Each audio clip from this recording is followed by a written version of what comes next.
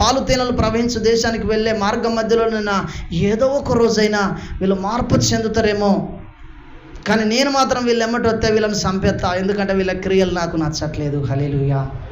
ఒక దేవుడు ఒక మానవునితో మాట్లాడుతున్న మాట ఎంత బాధకరమైన విషయం, ఎంత బాధకరమైన విషయం. ఎందుకు?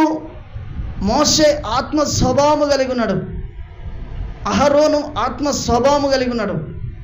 మిరియామి కూడా ఏం చేసింది? మిరియామి శరీర స్వభావం ఒకసారి వచ్చినప్పుడు, వాడు మా తమ్ముడే, వాడు మా తమ్ముడే, వాడు ఎవరినో తెచ్చుకొని చేసుకున్నాడు పెళ్ళి అని మాయమాటలు చెప్తా ఉంటుంది.